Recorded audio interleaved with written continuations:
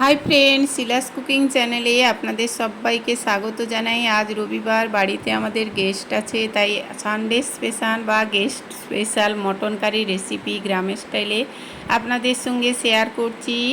আর এই রকম রেসিপি দেখতে চাইলে আমার চ্যানেলটাকে লাইক সাবস্ক্রাইব করুন, ফলো করুন, পাশে থাকুন। আর এখানে 800 গ্রাম মটন নিয়ে এসেছি, তার মধ্যে লবণ হলুদ মাখিয়ে রেখে দিয়েছি।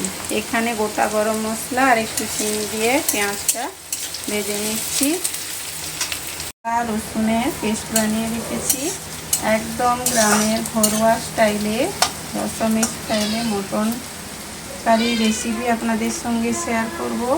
পুরো রেসিপি দেখতে থাকুন, ভালো লাগলে প্লিজ চ্যানেলটাকে লাইক সাবস্ক্রাইব করুন।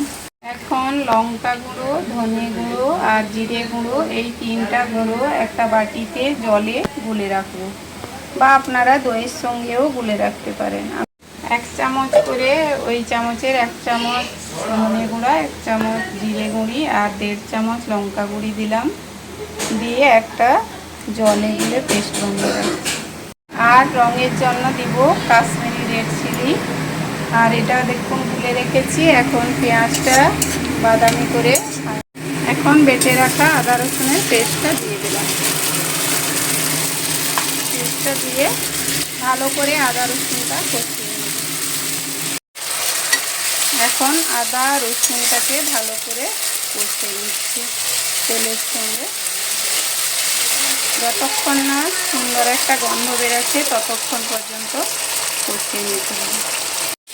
এখন গুলে রাখা ধনে জিরে লঙ্কার গুঁড়োটা দিয়ে দিচ্ছি, দিয়ে আবারও ভালো করে মশলাটা কষিয়ে নিতে হবে। এখন কাশ্মীরি রেড চিলিটাও রঙের জন্য 1 চামচ মতো দিয়ে দেব।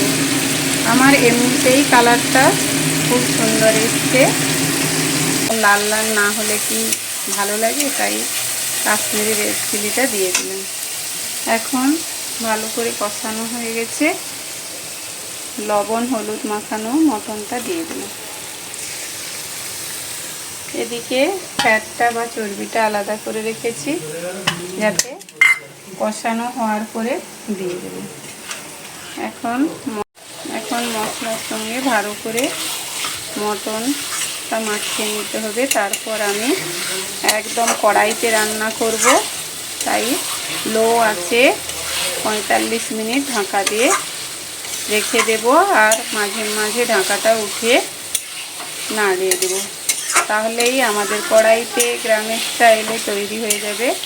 হাই আঁচে ভালো করে মশলাটার সঙ্গে মাখিয়ে নিয়েছি। এখন জল দিয়ে ঢাকা দিয়ে দেবো, উষুম গরম জল দিয়ে ঢাকা দিয়ে রেখে দেবো।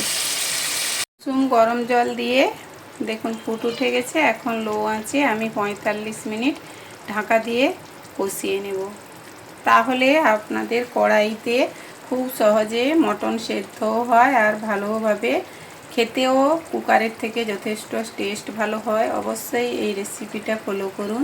তৈরি হয়ে গেছে সানডে স্পেশাল, বা কোনো গেস্ট আসলে বাড়িতে এই মটন রেসিপি তৈরি করতে পারেন।